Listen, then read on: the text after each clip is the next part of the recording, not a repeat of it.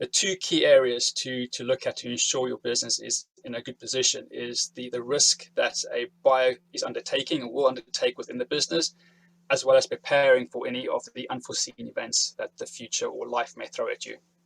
Looking at all the owners that I've spoken to looking to sell, there are typically three main reasons why this is happening. First one is that owners have an unrealistic valuation on their companies. And I appreciate that they have put a lot of time and effort in, money and risk in. And so for them, their company is typically worth a lot more than what a buyer would value a business at. So it's about having a realistic and provable valuation.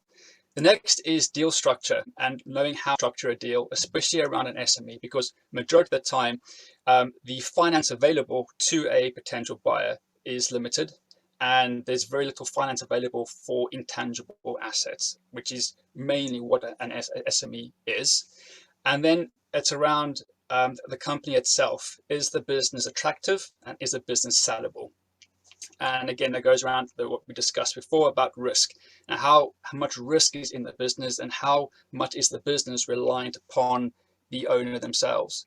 And so it's a combination of those three elements that cause deals to collapse and for a majority of the companies never to sell.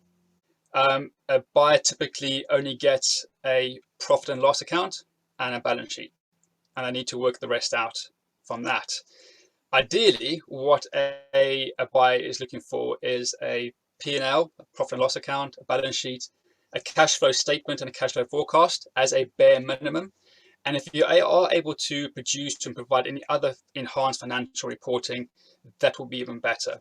And the typical things that a buyer will look at and try and assess from the numbers is what's happening to the sales, the margins, the cash flow within the business. What are the sales channels like? What's the reliance upon various suppliers? And it's just really taking that financial information, breaking it down into some meaningful information that a buyer can use to establish trends within the business. We will then use those trends to see what the company could look like in 1, 2, or 3 years' time. It is incredibly emotive, and valuations is also very subjective. Now, I would always recommend that a business is valued using at least 3 methods, and they are each weighted. So you can choose which valuation method applies best to your particular industry or sector, but I would definitely suggest you use at least 3 different methods to get a good holistic view of the company.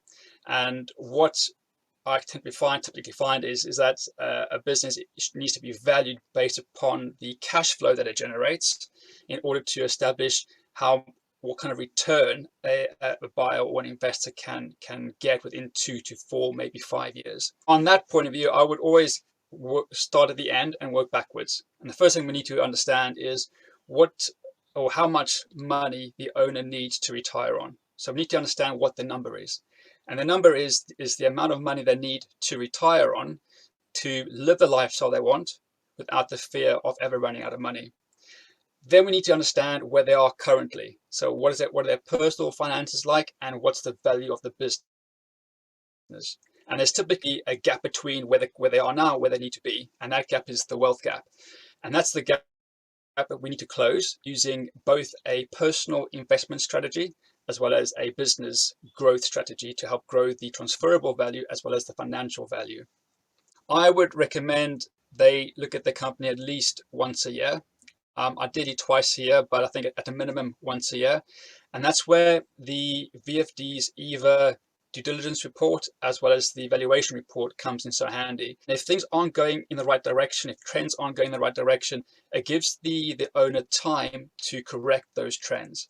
So I would definitely value the business at least once a year and look at the due diligence report once a year to see what the company is looking like, how it's performing over the last 3 years, and what the trends will be potentially for the next 2 to 3 years. And that will give you a good idea of how you need to run the business and which directions or which areas you need to focus on more.